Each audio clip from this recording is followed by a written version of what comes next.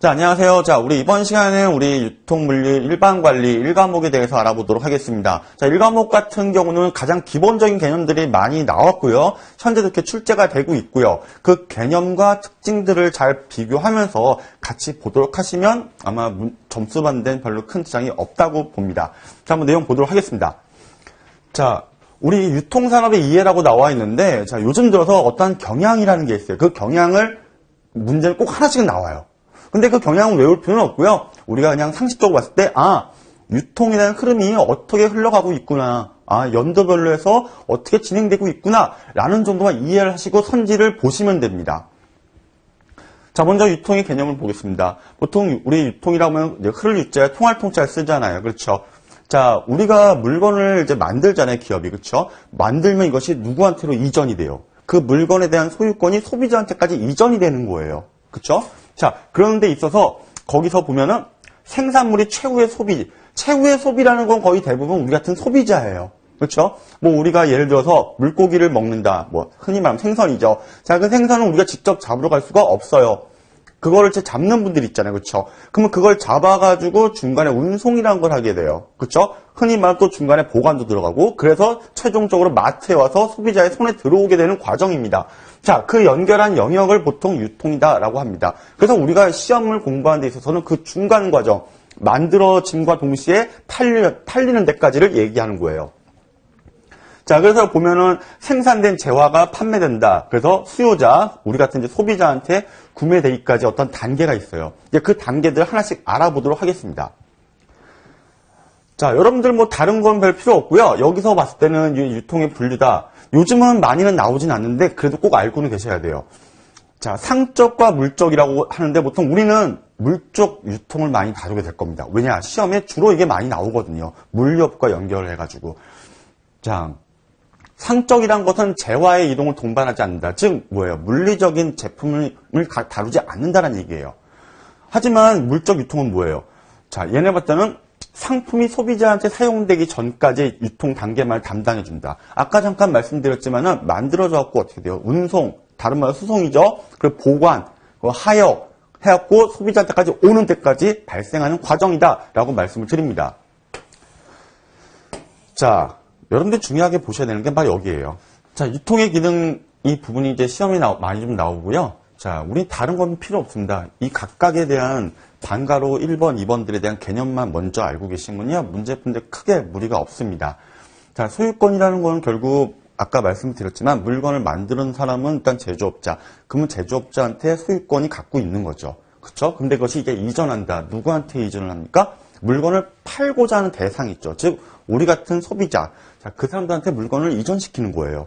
그러면 그 물건에 대한 권리도 같이 이전이 되겠죠. 그 얘기를 하고 있는 겁니다. 그래서 구매 및 판매 기능은 결국 소비자하고 제조업자와의 사이에 발생하는 것들이다. 근데 그 기능 중 가장 본질적인 기능, 가장 기본이 되는 거예요. 일단 물건을 만들어서 파는 거잖아. 그렇죠? 가장 기본이 됩니다. 자, 그것을 얘기하고 있고요. 자, 요것들이 이제 되면은 봤을 때 정보를 수집을 하겠죠. 자, 정보를 수집한다는 건 저거예요. 소비자가 무엇을 과연 원하냐, 무엇. 우리 영어로 얘기하면 what이죠. 그렇죠? 일단은 소비자의 니즈를 파악한다라고 보시면 되는 거예요. 그 니즈가 무엇이냐. 그 니즈를 파악한 다음에 거기에 따른 물건을 만들겠죠. 또는 자료를 수집할 것이고. 그렇죠? 그리고 소비자가 원하는 배송지까지 갖다 주고. 그리고 그것이 소유권이 완전히 이전됨으로써 판매가 종료되는 거죠. 자, 그것을 얘기하고 있어요. 자, 그럴 때 판매 과정을 보면은 자, 판촉이 들어갑니다. 자, 판촉 같은 경우 우리가 흔히 나중에 뒤에서 하겠지만은 우리 프로모션이라고 얘기하죠. 그렇죠? 뭐 여기에는 PR도 있고요. 흔히 말하면 광고도 있습니다. 자, 그거는 우리 3과목 마케팅에서 다루게 될 텐데 아무리 좋은 물건이 있다 하더라도 우리가 그것을 소비자들한테 알려주지 못하면 또는 소비자가 인지하지 못하면 아무 쓸모가 없게 됩니다.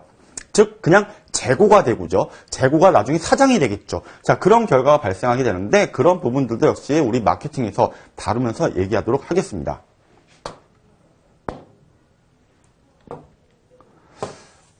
자, 그 다음에 두 번째 보면은 물적 유통 기능. 자, 우리가 주로 많이 다루게 될 게 이 부분이에요.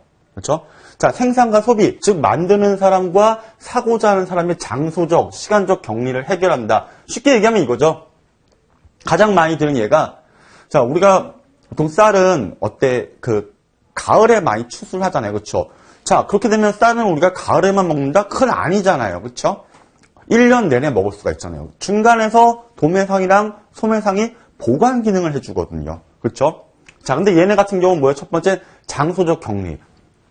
예를 들어서 사과하면은 많이 나오는 곳들이 있어요. 그쵸? 자, 그럼 서울 같은 경우는 솔직히 사과가 유명하거나 그러진 않는데, 우리 서울 사람이나 또 다른 타 지역 사람들도 먹을 수 있다는 건 뭐예요?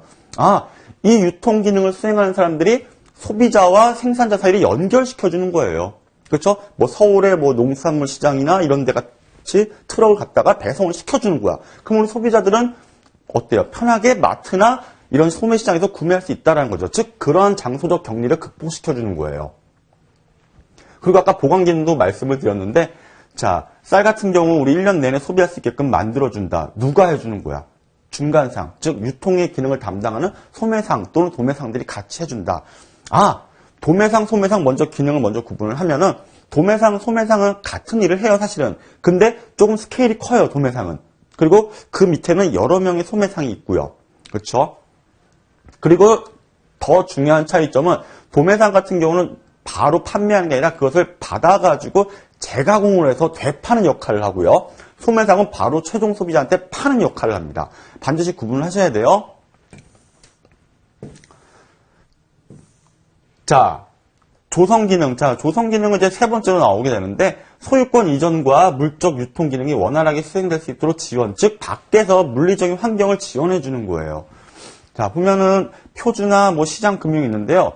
수요와 공급의 품질적인 차이를 조절한다. 즉, 퀄리티를 얘기하는 건데, 거래를 할 거예요. 소비자하고 제조업자가 또는 중간상이. 거기에 따른 뭐예요? 가격 지불 조건. 우리가 뭐 흔히 말하면 우리가 물건을 하나 사면 뭐 공장도 가격 또는 소비자 가격이라는 게 있었잖아요. 그렇죠? 자, 그런 부분들을 이제 표준화시키는 거예요.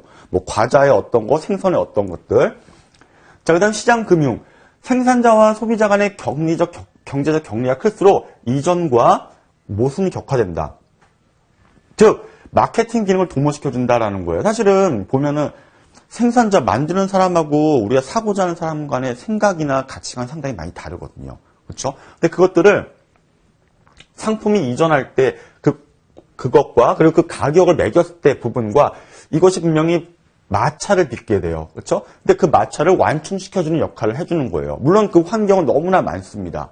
근데 그런 것들을 조절해준다라는 정도만 알고 계시면 되고요. 시장 정보랑은 다른 건 필요 없습니다. 즉, 소비자가 무엇을 원하느냐. 뭐 아까 말씀 드렸지만은 소비자가 필요로 하는 상품 정보. 즉 뭐예요? 우리가 흔히 말하면 니즈예요. 위에서 얘기했지만 결국 마케팅이나 이런 부분들은 이 니즈를 파악을 해야 된다는 거예요. 아무리 내가 좋은 물건 만들어도 사고자 하는 사람들이 없으면 나도 마이너스고 서로 마이너스거든요. 그렇죠? 그래서 가장 기본적인 어떤 마케팅적인 기능을 수행한다라고 보시면 되고요. 리스크 부담. 자, 유통 과정에서 제품을 보내는 데 과정에 있어서 물리적인 위험, 뭐 수송하다 뭐 차가 사고 날 수도 있어요. 그런 부분들, 그리고 어떤 경제적인 위험, 금전적인 부분들이 발생을 해요. 자, 근데 이것을 이제 원활하게 해주는 거죠. 흔히 말하는 우리 뭐 배송하거나 또는 뭐 건물 같은 거 보면은 건물은 화재보험 같은 거 들잖아요. 그렇죠? 만약에 뭐 불이 탔거나 또는 뭐 재해를 입었거나 했을 때 거기에 따른 보상을 해주는 거잖아요. 그렇죠? 어떠한 제품을 보관을 해가지고 창고가 불에 탔어. 그럼 어떻게 해? 내 중간상의 입장에서 상당히 곤혹스러운 겁니다. 그런 것들을 해결해주는 일종의 보험업이 전담을 한다라는 거예요. 그렇게 이해하시면 되겠습니다.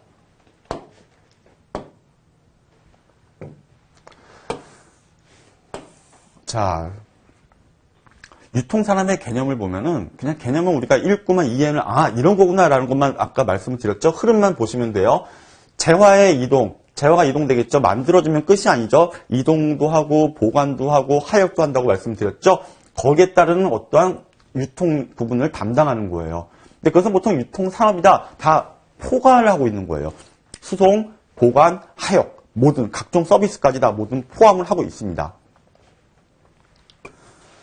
자, 그리고 아까 말씀드렸는데 먼저 개념 먼저 확실하게 보라고 말씀드렸죠. 도매상과 소매상. 얘는요, 바로 판매하는 경우도 있지만 대부분은 뭐예요? 먼저 구매를 해요. 제조업자. 자, 먼저 이걸 볼게요. 이것들을 이해하기 위해서는 전통적인 유통 채널 방식이 있어요. 그것이 어떻게 되냐면요. 제조업자,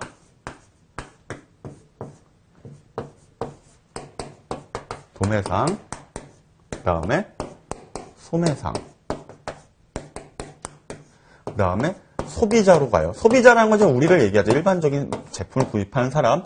이것은 여러분들이 반드시 머릿속에 두고 일과목을 기억을 하셔야 돼요. 자, 물건을 만들어요. 만들면은 이제 이들로부터 물건을 구매하겠죠. 돈을 지불을 하고. 근데 얘 같은 경우는요, 바로 판매하기보다는 중간에 자기들이 가공을 해서 다시 되팔아요. 그쵸? 이들한테 되팔아요. 얘네들 같은 경우는 바로 물건을 사와서 우리 같은 소비자한테 바로 판매하는 거예요. 즉, 쉽게 얘기하면 우리 마트 같은 데 보면 다 소매상이에요. 우리 밖에 나가면 편의점, 그리고 뭐 세탁 전문점, 뭐 그런 거 많잖아요. 그렇죠? 가게들. 걔들 다 소매상이고요. 도매상은 그들로부터 좀 멀리 있어요. 멀리 있었고 얘들은 주로 물건을 재가공해서 대파는 역할을 한다. 얘는 그냥 바로 최종 소비자한테 물건 판매한다. 라는 것만 기억하시면 돼요. 바로 그 내용이 바로 기업과 니은입니다. 반드시 이 채널 기본적인 거는 우리가 꼭 기억을 해야겠습니다. 자, 산업환경. 자, 우리가 이제 6.25를 지나서 이제 60년대부터는 이제 막 새마을 운동도 나오고 하면서 이제 경제가 상당히 발전하게 됩니다. 이제 그걸 얘기하고 있는 건데요. 그냥 그 흐름만 보세요. 그 흐름이 요즘에 한 문제씩 나옵니다. 자, 70년대는 고속도로망이 확대됐다. 뭐 경부선을 얘기하겠죠. 시작을 하다 보면. 자, 고속도로가 확충이 된다는 건 뭐예요? 각 지역에 있는 광역시나 뭐 바다, 뭐 산에 있는 것들 어때요? 밤새도 트럭이 운송을 해가지고 서울이나 각종 수도권 쪽에 물건을 갖다 놓을 수 있다는 얘기예요. 그것이 발달한 거죠. 뭐 옛날 같으면 뭐 그냥 며칠 걸렸던 것들이 뭐 하루 밤새도록 고속도로 타면은 기사 아저씨가 타면 어때요? 이만한 물건을 막 갖다 놓잖아요. 다음날 새벽에. 그렇죠. 자, 교통의 발달로 인해서 유통의 부분들도 발달하게 됐다라는 거예요. 대신 뭐예요? 도나 군, 면 단위 중간상은 떨어지게 돼요. 오히려 시, 큰 거 있죠. 자, 그런 데는 다 상당히 왕성하게 발전하지만은 오히려 군이나 이런 밑에 있는 부분들은 다 몰락하게 됩니다. 그러면서 중간상들이 뜨는 거죠. 운송하거나 보관하거나 수송하는 사람들이 올라가게 됩니다. 80년대 와서는 소형 점포는 몰락한다. 그러면 뭐예요, 반대로? 우리가 뭐 흔히 말하면 이마트나 이런 데 큰 거 있잖아요. 그렇죠? 중간 대형 마트나 디스카운트 스토어 같은 것들이 상당히 발전하게 돼요. 현재도 우리는 오히려 소형 점포, 흔히 말하면 우리 선생님 어렸을 때 같은 경우 우리 연세점 또는 슈퍼마켓, 흔히 말하면 구멍가게라는 개념들이 많았는데 지금 그런 게 있다 없다? 거의 없어요. 그렇죠? 대부분 큰 마트가 형성이 돼 있죠. 자, 이때부터 몰락하기 시작했다라는 거고요. 자, 또 하나 중요한 건 바코드입니다. 바코드는 우리 사과목에서 다루겠지만 옛날에는 우리가 그 아저씨들이 기계를 일일이 쳐가지고 가격을 계산했잖아요. 그렇죠? 근데 지금은 어때요? 그런 거 아니죠? 이렇게 딱 바코드에 1차원 바코드 우리 여러분들 펜이나 이런 데 보면 이렇게 막대 모양이 있어요. 거기다 빗을 딱 주사하게 되면은 가격이랑 판매처랑 재고 수량 이런 거 다 뜨거든요. 자, 그런 것들이 바로 나와요. 그렇죠? 다 표시가 되고 상당히 빨라요. 요즘은 그렇게 하니까 어떻게 돼요? 그 가맹점주나 소매점주 같은 경우들도 상당히 편하다, 관리하기가. 그걸 얘기하고 있어요. 자, 그 쭉 보다가 이제 2000년대 들어오면 이제 인터넷이 발달하게 됩니다. 인터넷 발달하면 어떻게 돼요? 무점포 소매상이 들어옵니다. 여러분들 무점포 소매상 가끔씩 심심할 때 한 번씩 출제됩니다. 뒤에서 다루게 되겠지만은 말 그대로 점포가 없다라는 개념이에요. 요즘에 뭐 예를 들면 뭐 무인 점포 같은 거 많잖아요. 아이스크림이나 또 뭐 있나요? 과자. 자, 그런 것들이 가장 대표적인 거고, 뭐 텔레마케팅 콜센터. 얘네가 자체적으로 물건을 파는 거 아니고 전화를 통해서 하는 거잖아. 자, 그런 거 또는 우리 자동 판매기. 자, 자동 판매기 이용 안 해본 사람 없겠죠. 커피 하나 뽑아 마시는 분들도 계시고. 자, 그런 것들이 모두 무점포에 해당이 된다. 역시 뒷부분에서 다루도록 하겠습니다. 자, 우리 또 하나가 선지로 나온 것들이 중에 하나가 3번입니다. 여성의 사회 진출, 그리고 고령화 사회의 도래로서 소비자의 구매 형태가 변화되었다. 왜? 예전에는 주로 남성 위주의 그런 부분으로 많이 흘러갔는데 여성들이 사회생활을 함으로써 어떻게 돼요? 뭐 예를 들어서 화장품이나 의류나 액세서리 같은 걸 많이 구매하게 되겠죠. 자, 그렇게 되면 그쪽 산업들이 발달하게 되니까 우리가 기존의 목표로 삼았던 어떤 가부장적인 부분들이 여성 쪽이나 또는 노인, 아이들 쪽으로 많이 변화하게 된다. 그것을 뭐라고 얘기한다? 구매 형태가 변화하게 됐다라고 얘기를 하는 거예요. 자, 이 흐름 반드시 한번 읽고 넘어가셔야 돼요. 외울 필요는 없습니다. 자, 그것을 위에 있는 거 설명해 준 게 바로 이 부분들입니다. 자, 우리가 보통 97년, 98년 흔히 말하면 IMF가 왔죠. 그렇죠? 그러니까 주로 이제 소득이 감소하니까 우리 일반적인 가게들, 점포들이 많이 몰락을 합니다. 자, 그런 얘기 많이 들으셨을 거예요. 조금씩 이제 후반에 갈수록 경기는 회복된다고 했습니다. 그러다 이제 보면은 아직은 불황을 막고 있는 부분들은 많아요. 그렇죠? 대신 뭐예요? 이제는 온라인 판매를 많이 하게 됩니다. 여러분들 흔히 말하면 뭐 이제 뭐가 기술이 발달하거나 뭐 하면 우리 흔히 말하면 뭐예요? 우리 전화기 딱 열어가지고 모바일 쇼핑 같은 거 대부분 하시죠? 저도 합니다. 내가 굳이 이 물건을 알고 있는데 오프라인 매장 가서 잘 안 사. 가격도 비싸고 또는 편하게 구매하기 쉽게 하기 위해서 어떻게 돼요?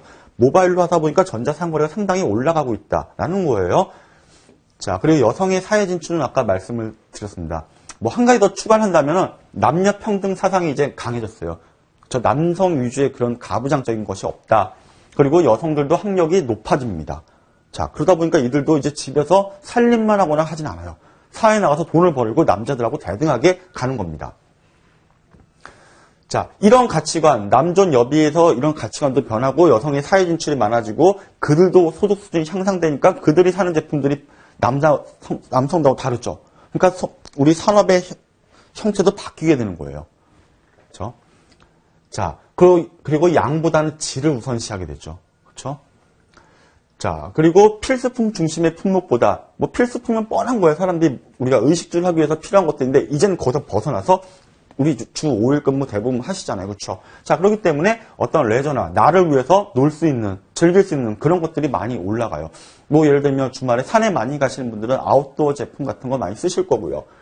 또는 흔히 요즘 차박이라고 하나요? 자, 그러면 그거 하시는 분들은 어때요? 거기에 따르는 장비들도 구입을 해서 주말에 내가 쉬는 거야. 재충전을 하고 하는 방식으로 해서 이런 부분들이 증가됐다랍니다. 자, 도시화 진조는 뭐 예나 지금이나 사실은 거의 똑같아요. 그리고 역이나 터미널이 생기면 그쪽 위주로 상당히 많이 발전해요. 특히 뭐 큰 역들, 우리 뭐 광역시를 대표하는 각도의 광역시의 역들 보면 어때요? 일단 백화점이 많이 들어갑니다. 그리고 유명 브랜드의 제품이 많이 입점을 하게 돼요. 자, 그런 부분들이 많이 진행되고 있다.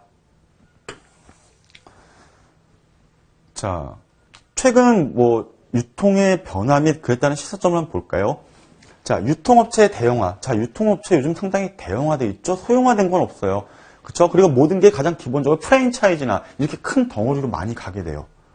그래서 유통업체 영향력이 상당히 증가했다. 예전엔 단순히 배달만 하고 보관만 했던 게 아니라 이것을 모두 아우르게 됐고 힘을 가지게 됐어. 그걸 얘기하고 있습니다. 그리고 이 유통업도 국제화가 됩니다. 뭐 우리가 예를 들면 해외 직구 같은 거 많이 하잖아요. 그렇죠? 그럼 해외에서 우리가 물건 사면 거기서 물건을 구매 대신 해가지고 비행기나 배나 이런 걸로 운송을 하겠죠? 그리고 또 한국에 도달해서는 보관을 해서 분류를 할 것이고. 자, 그렇게 해서 유통업도 국제화가 되고 있다. 그리고 아까 잠깐 말씀드렸던 무점포 판매. 그렇죠? 굳이 우리가 점포가 있는 꼭 마트나 이런 데 가지 않고서라도 뭐 라면 자판기 또는 뭐 흔히 말하면 뭐 담배 자판기, 음료수 자판기 이런 것들을 많이 이용하고 있다라는 거예요. 자, 그리고 가장 뭐 당연한 거긴 하지만은 제조업체, 도매업체, 소매업체, 소비자. 자, 아까 말씀드렸던 전통적인 유통 채널이라고 말씀드렸죠. 자, 그 역할이 변화가 돼요. 말 그대로 전통적이게 되고요. 요즘 같은 경우는 제조업체에서는 바로 건너뛰어서 소비자로 직거래 형태로 많이 가고 있어요. 즉 전자상거래가 상당히 활성화돼 있다. 그래서 전통적인 채널이 점점 떨어진다라는 거예요. 자, 그렇다고 해서 시험에 여러분들 떨어지고 있다고 해서 그게 아니에요. 약화만 되고 있을 뿐이지 계속 존재는 하고 있습니다. 시험에서 선지는 그렇게 잘못된 걸 골라낼 수 있어야 된다는 걸 얘기하고요. 그리고 소비자의 구매 패턴에 따라 어느 점포, 매장을 이용할 것인가의 선택이 중요하다. 결국 구매 패턴이란 건 뭐예요? 소비자가 남성 위주로 가는 게 아니라 여성이나 노인 또는 아이 위주로 가고 있다라는 걸 우리가 알 수가 있다라는 거죠. 자, 이 부분들은 우리가 산업발전법들은 우리가 한 번씩 읽어보면 돼요. 그냥 거의 법 문제가 하나씩은 나오는데 그냥 읽어보면 이게 조금 말이 안 된다는 게 있습니다. 자, 그런 부분들을 여러분들 참고해서 보시면 되겠습니다. 자, 디지털화, 여러분들 RFID 나오고 IT 기반으로 적용해서 나온다고 하는데 흔히 말하고 칩 같은 거잖아요. 그렇죠? 근거리 무선으로 해가지고 인식을 시키는 거잖아요. 그렇죠? 자, 그것들은 이제 뒤에 바코드랑 연결이 되는데 예를 들면 저런 거죠. 이런 펜들이 만약에 한 박스가 있어요. 그럼 우리가 일일이 그 박스를 뜯어보고 볼 수는 없어. 근데 그 박스나 이런 거에 뭐예요? 이런 바코드가 찍혀져 있는 거죠. 그래서 우리가 딱 갖다 댔을 때 삑 소리 나면서 이 안에 박스에는 어떠한 제품들이 얼마나 수량 있고 가격이 단가가 얼마다라고 나와 있는 거예요. 그럼 우리가 굳이 그걸 뜯어보지도 않고도 바로 확인하고 보낼 수가 있다라는 거죠. 자, 유통 경제 크게 없습니다. 그냥 우리 유통 흐름하고 계속 그냥 보면서 보시면 되겠는데 생산자와 소비자 간의 매개 역할, 연결하는 거예요. 생산자와 소비자 직접 거래한다. 자, 직거래인 경우입니다. 전통적인 채널 방식에서 벗어났습니다. 자, 아무래도 직거래를 하게 되면 재반 비용, 거기에 따르는 뭐예요? 운송료, 보관 이런 게 하역은 상쇄돼요. 없어지긴 해요. 그리고 양자의 중간에서 각각의 정보를 상대방한테 제공한다. 물건을 만드는 사람은 소비자가 어떤 걸 추구하는지를 알게 되고 소비자는 제조업자한테 이런 걸 만들어주세요 라고 요구할 수 있는 거야. 서로 간의 니즈를 교환할 수 있다. 그걸 얘기하고 있고요. 유통부문이 신규 시장을 활발히 개척한다. 이건 지금도 진행 중입니다. 자, 그렇게 되면 어떻게 돼요? 좋은 제품이 하나 나왔어. 그렇게 되면은 제조업체가 물건을 만드는 사람들은 어때요? 소비자의 니즈가 이렇게 바뀌고 있는데 우리가 계속 못 쫓아가면 안 되잖아. 그러면 자기들끼리 또 경쟁을 하는 거예요. 그래서 보면은 신제품이 하나 나왔어. 그럼 어때요? 또 나와. 흔히 말하면 우리 핸드폰 같은 경우도 어때요? 예전에 폴더에서 지금 다 이제 스마트폰으로 바뀌었지만은 한 군데서 만들게 되면 어떻게 돼요? 바로 또 따라가는 거예요. 따라가지 못하면 도태되기 때문이죠. 자, 그런 부분들. 자, 이런 것들이 기술이 발달하면 당연히 고용은 창출될 수밖에 없습니다. 어떤 기술적인 부분들도 있고요. 또는 물리적인 부분들도 같이 올라가게 되겠죠. 공장을 짓는다든지 또는 수송을 한다든지 해서 올라갈 수 있다라는 겁니다. 자, 그리고 교환 경제와 시장 경제. 자, 인간의 경제 생활이 발전한다. 자, 생산물을 생산자 자신이 소비하는 자급자족 또는 자, 이런 것들이 이제는 인간 사회 유지에서는 없어서는 안 된다라고 하는 건데요. 자, 이것은 중요한 거는요. 이러한 경제 관계가 자연적으로 발생했다라는 거예요. 절대 인위적으로 구성이 안 된 거야. 왜? 사람들의 어떤 필요에 의해서 만들어졌기 때문이죠. 그걸 얘기하고 있고요. 자, 시장 경제는 여러분들 3번만 보시면 돼요. 생산이나 교환, 분배, 소비의 모든 경제 활동이 가격, 즉 시장 기구. 그렇죠. 시장에 의해서 움직여지는 거죠. 그렇죠. 시장이란 건 뭐예요? 결국 팔고자 하는 사람 또는 사고자 하는 사람이 같이 모이게 되는 공간이에요. 그들로부터 자연스럽게 가격이 형성되고요. 서비스가 만들어지고 그리고 구매와 판매가 이루어지는 부분이다라고 보시면 됩니다. 자, 이런 것들은 그 흐름만 보시면 돼요. 자, 이제 경로 및 구조. 자, 이제 실제로 여러분들 시험에 나오는 부분들은 이 부분들입니다. 자, 이 부분들인데 아까 위에서 말씀드린 전통적인 우리 유통 채널 4가지. 제조업자에서 도매상, 도매상에서 소매상, 소매상에서 소비자로 가는 그 구조를 우리는 파악을 하셔야 돼요. 자, 유통 경로는 다시 말씀드리지만 제조업자, 다른 말로 보통 시험선 생산자도 나옵니다. 이들로부터 물건이 만들어지고요. 결국은 우리 같은 최종 소비자, 수요자 한테 이르기까지 했던 과정, 통로, 코스, 아까 말씀드렸던 운송, 보관, 하역 등을 얘기하고 있어요.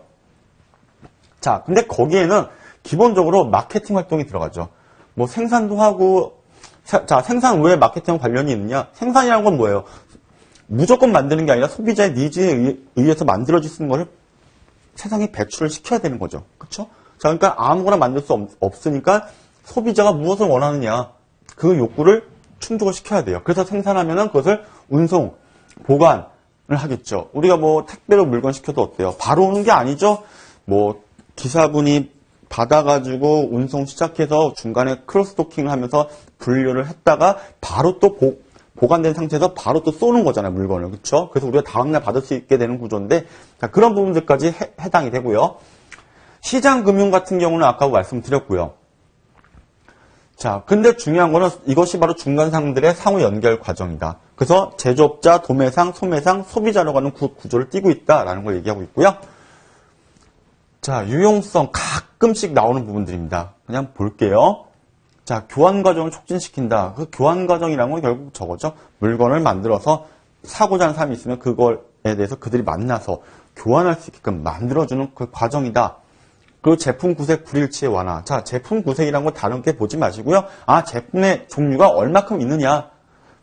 만약에 제품의 종류가 없다. 뭐 예를 들어서 우리가 마트 갔는데 물건이 별로 없네? 그 말은 뭐야? 내가 찾고자 하는 물건이 없을 수도 있고요. 뭐 생선 파트 갔는데 고등어만 있어. 아, 그러면 물건이 별로 없어라고 얘기하지만 우리는 유통에서는 아, 제품 구색이 너무 좁다라고 얘기를 하는 거예요. 그것을 얘기한다. 자, 그래서 보통 생산자는 규모의 경제를 실현하기 위해서 소품종 대량. 자, 품종은 적게 해요. 대신 그걸 많이 만드는 거예요. 즉, 여기서 말하는 규모의 경제죠. 이거 하나 샀을 때 1,000원이지만 이것을 10,000개 사게 되면 어떻게 돼요?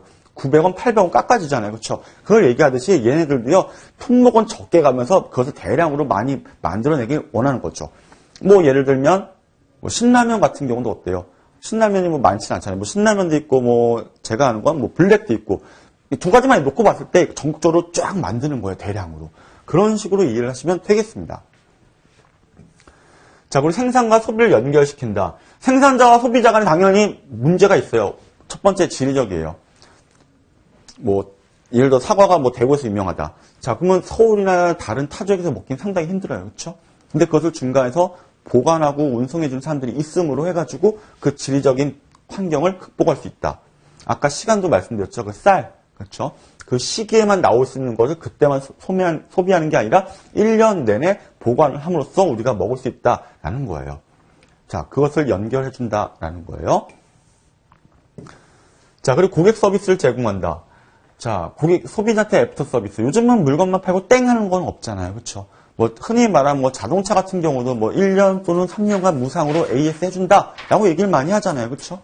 자, 그런 부분들. 자, 그리고 제품을 당연히 배달해줘야 돼요. 요즘에는 배달 안 해주면 소비자들이 물건 구매도 안 해요. 그렇죠? 근데 이미 배달에는 뭐예요? 제품을 우리가 사고자 할 때 이미 지불한 금액이 포함이 되어 있는 거예요. 그렇죠? 자, 그리고 설치 및 사용 방법. 뭐, 예를 들면 뭐 에어컨도 그렇고, TV도 그렇고, 벽걸이 딱 TV 설치해 준 다음에 어떻게 사용하세요라고 알려주잖아요. 그렇죠? 자, 이런 것들도 다 뭐예요? 제조업자나 판매자 입장에서는 고객한테 서비스를 제공해 주는 거예요. 자, 정보. 상품만 판매하는 게 아니라 소비자한테 상품 정보. 뭐 예를 들면 이거를 제가 판매했는데 여러분들한테 그냥 이것만 판매하고 끝이 아니죠. 이거에 대한 정말 특징적인 것. 뭐 굳이 인터넷 가거나 블로그 가서 안 봐도 된다. 이런 기능들이 있는데 이것을 어떻게 사용을 해야 되고요. 요즘에 다음은 후속작은 어떤 게 나올 것 같아요. 라고도 알려주는 거예요. 자, 거기에 따른 생활정보 등을 같이 알려주는 거예요. 또 하나 쇼핑의 즐거움. 자, 뭐 여러분들 보통 마트에 물건 사러 가면은 뭐 내가 원하는 제품만 사러 가는 경우도 많지만은 우리 흔히 말해서 싹 돌잖아요. 그렇죠? 쇼핑센터 같은 데 가면 돌면서 뭐 살 거 없나? 그럼 뭐 잠깐 쉬는 공간도 있고 공연하는 공간도 있고 물도 먹고 할 수 있는 공간이 내가 의도하진 않았지만은 내가 즐기게 될 수 있잖아. 즉 내가 필요한 것만 사는 게 아니라 거길 돌면서 설비나 인테리어, 여기 매장 가봤는데 조명이 너무 좋아. 우리 집도 이런 거 한번 써볼까? 라는 생각을 할 수 있잖아요. 그렇죠? 그런 어떤 물리적인 요인과 그 판매원들의 친절 봉사. 만약에 물건이 괜찮아도 물건을 판매하는 사람이 불친절하거나 나한테 뭔가 기분이 안 좋아. 자, 그러면 내가 사람이 사고 싶은 마음이 줄어들게 되거든요. 자, 이제 그런 부분들도 같이 제공을 해준다. 이런 것들이 만족이 되면 당연히 소비자한테 쇼핑 동기가 되고 더 오랫동안 머물게 된다. 오랫동안 머물게 되면은 거기서 제품을 구매할 확률이 더 높아진다라는 걸 얘기하고 있는 거죠. 자, 경로의 유형을 보도록 하겠습니다. 여러분들 다른 건 필요 없고요. 시험에는 산업재 유통 경로는 잘 안 나와요. 잘 안 나오는데 기본적으로 나오는 건 이거예요. 자, 이거는 너무나 중요합니다. 자, 소비재 유통 경로. 아까 뭐 잠깐 말씀을 드렸지만은 전통적인 채널이 있죠. 제조업자, 도매상, 소매상, 소비자로 가는 부분들. 그렇죠? 자, 그래서 여러분들은 뭐 그냥 반드시 기억을 해야 되는데 여러분들 소비재 유통 경로 돼 있고 단일 유통 경로. 외울 필요는 없어요. 근데 일반적으로 네 가지로 나눠진다. 라는 거죠. 자, 근데 시험에서는요, 이렇게 뭐 예를 들어서 중간 도매상이란 말을 잘 안 써. 물론 이론에는 있는 얘기인데 우리는 그냥 생산자, 도매상, 소매상, 최종 소비자로 하는 뭐예요? 전통 채널만 기억을 하시면 여러분들 문제 푸는데 전혀 지장이 없다는 겁니다. 알겠죠? 자, 뭐 산업대 나왔으니까 볼게요. 자, 도매상을 통한 산업 사용자를 대상으로 한다. 얘네 같은 경우는요, 보통 재가공을 많이 해요. 그래서 소비자한테 직접 판매한 것이 일반적이다. 얘네들이 보통 우리가 도소매상 같은 거 있잖아. 바로 직판하는 데 있죠. 자, 그런 데를 많이 가요. 또는 아니면 산업재 공급업자들이 이용을 해요. 재가공을 또 할 수 있다는 얘기가 되겠죠. 그렇죠?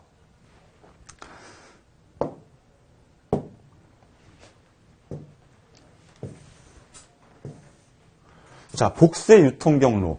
자, 유통 경로가 이제 하나만 하는 경우보다는 두 가지로 하는 경우가 많은데, 자, 저거죠. 동시에 활용하는 거예요. 그냥 뭐 하나의 채널이 이렇게 있다 하면 보통 이렇게 흘러갔는데, 아, 요즘은 이렇게 두 개의 채널을 두고 한다. 그러면 어때요? 소비자한테, 더 많은 소비자한테 빨리빨리 보낼 수 있어요. 그렇죠? 우리가 흔히 말하면 그렇죠. 문제 풀 때 한 가지 방법이 있는 것보다는 여러 가지 방법이 있는 경우를 더 선호하잖아요. 그렇죠? 경우의 수도 있기 때문에. 자, 그것을 얘기하는 거예요. 자, 그걸 선택하는 이유는 뭐냐? 시장이 하나 하더라도 다른 경로를 사용해서 세분화된 개별 시장. 자, 세분화됐다는 건 뭐예요? 예를 들어서 우리 연령이 뭐 10대, 20대, 30대, 40대 나눠지잖아. 그렇죠? 자, 그러면은 아무래도 우리가 한 시대 뭐 30대만 노리는 것보다는 어때요? 물건 팔 때 10대를 위한 또는 20대를 위한 50대를 위한 제품을 더 많이 만들면 어떻게 돼요? 판로를 더 구축할 수 있잖아요. 확대시킬 수 있다라는 거죠. 그러니까 당연히 나오죠. 판매 범위가 넓어지니까 당연히 이익은 증가하게 돼요. 자, 증가하게 되지만은 각 경로 간의 갈등이 심해져. 내가 이걸 파는데 나한테 물건을 떼가는 소매상들이 여러 명이야. 자, 그럼 어때요? 첫 번째 소매상은 장사가 잘 돼. 근데 두 번째, 세 번째는 어떻게 돼요? 똑같은 제품 판매하는데 얘는 잘 나가고 왜 우리는 이러지? 그럼 서로 간에 어때요? 동급이잖아. 자기들은 동급이죠. 소매상들. 자, 그럼 자기들끼리 간에 갈등이 발생하게 된다. 동급들 간에 발생하는 동기를 우리는 수평적 갈등이라고 얘기를 하는데 그런 갈등이 발생하게 된다. 그래서 특성에 따라 이중가격. 잘 나가는 사람은 가격은 높게 불러도 사람들이 잘 사고 안 되는 소매상들은 어때요? 똑같은 제품 판매하는데 계속 떨어질 수밖에 없는 거야. 똑같은 제품인데 가격 구조를 이중으로 만들게 되는 효과가 아니라 발생해서는 안 되는 것들이 나타나게 되는 거죠. 그런 걸 얘기합니다. 자, 다중 경로는 여기 있었던 복수의 경로에서 좀 더 확장된 겁니다. 자, 경로의 기능, 이제 나왔던 내용을 잠깐만 볼게요. 자, 경로 구성원들이 수행하는 유통 기능은 서로 간에 작용하는 방향에 따라 크게 세 가지로 나눈다라고 했는데, 자, 보통 세 가지라고 했는데, 세 가지 이상이 될 수도 있습니다. 자, 그래서 여러분들이 그냥 꼭 기억을 해야 되는 건 저거예요. 거래 협상 또는 금융, 위험, 리스크 같은 부담의 기능들은 서로 간의 양방향 흐름으로 흘러간다. 어느 한 방향으로 한쪽만 일방적으로 가는 게 아니에요. 거래 협상과 금융과 어떤 리스크는 돈에 관련된 것들은 서로 간에 뭐예요? 서로 간에 관련성이 있는 거예요. 서로 주거니 받거니 하는 거예요. 그렇죠? 어느 한쪽으로 거래 협상이 잘못됐다고 해서 금융이 위험을 받고 위험 부담이 다 떠안는 게 아니라 금융까지는 그렇다 하더라도 이것이 거래 협상을 잘못해서 다시 갈 수 있고요. 또는 바로 다음 단계의 위험 부담이나 이런 부분으로 갈 수 있다라는 얘기가 되겠죠. 자, 오늘 내용 여기까지 하겠습니다.